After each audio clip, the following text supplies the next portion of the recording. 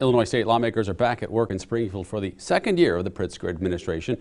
Governor J.B. Pritzker highlighted his successes of the first year and focused on some priorities for this year in his State of the State address a week and a half ago.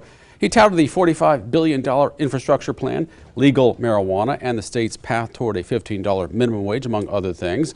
A big challenge this year will be to convince voters in November to adopt a constitutional amendment to switch to a graduated income tax rate structure. And the governor emphasized the need for ethics reform to eliminate corruption in state politics. There is a lot to unpack there in just those few highlights.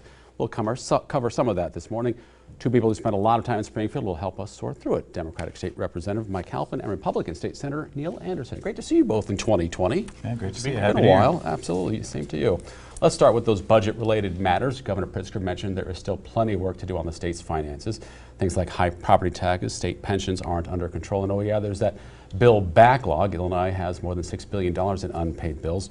So how do you expect this to get addressed in Springfield this session? Representative Halpin, Democrats are in the majority. Sure. I think we will reach another balanced budget this year. I think when it comes to the bill backlog, there are certain things we've done last year, such as the adult use cannabis bill. 10% of the revenues go towards that bill backlog, which will help a little bit.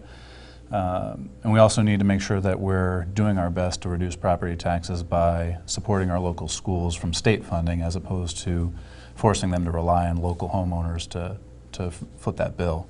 There's a property tax grant relief program where schools districts are incentivized to lower their property taxes in exchange for getting additional state money. I think we need to expand that program so schools in our area can make sure to benefit. Senator Anderson, do you see that as a way through it?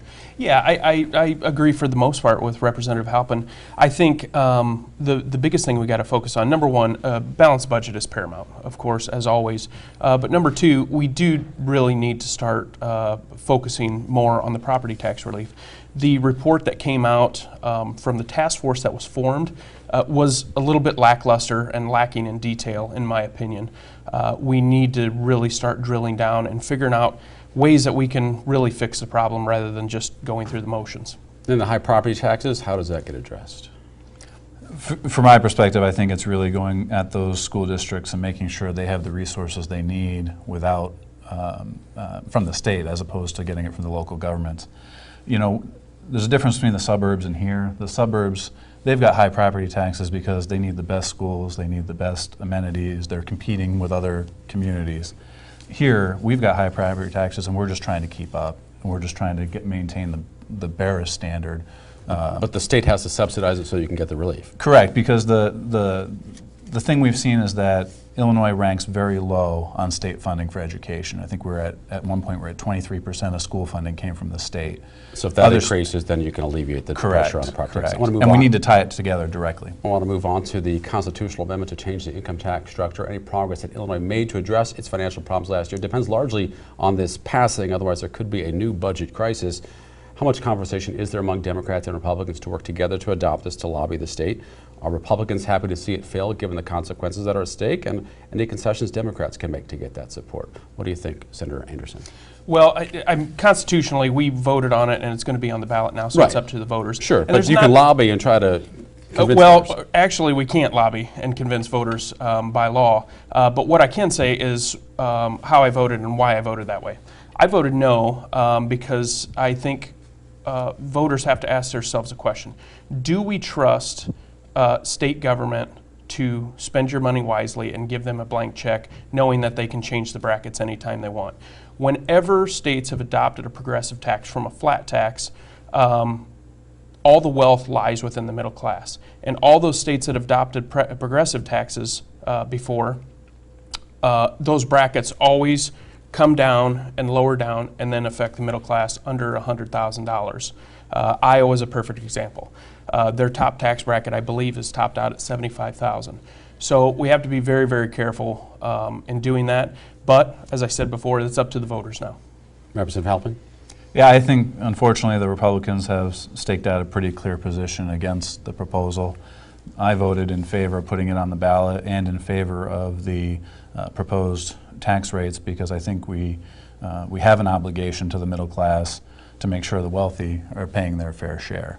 The idea that we can't trust government to affect the tax rate for the middle class is completely undone by the fact that if we need to raise taxes in the state of Illinois, it's got to be across the board. The middle class is automatically affected, and if we get into a budget situation like we did back in 2015 and 16, where we unfortunately did vote for that, we had no choice but to vote for it across the board. Governor Pritzker's emphasis on ethics reform comes after a few state lawmakers got in legal trouble recently. One convicted on bribery charges, another indicted on bribery charges, and a third on embezzlement charges.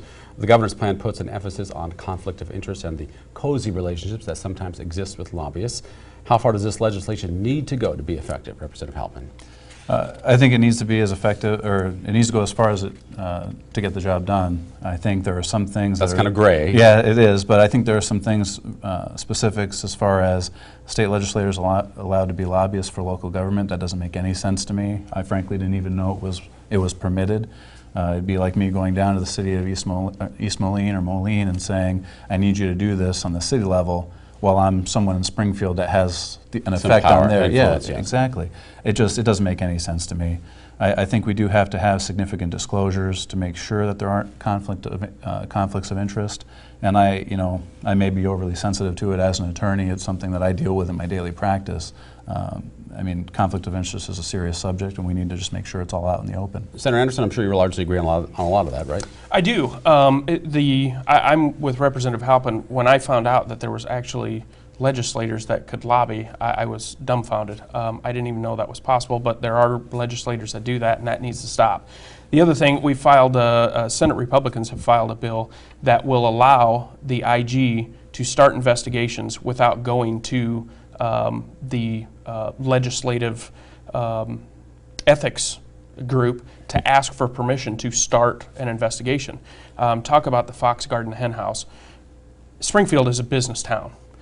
So everybody knows everybody, and if there's something going on, even though a legislator's name isn't used, all those legislators on that board know who they're talking about. So let's let the IG do her job and investigate things as she sees fit. All right, we have more to talk about with these two Illinois state lawmakers. Slow motion, what to make of the process to get sports betting operational in Illinois like it already is in Iowa, for the record.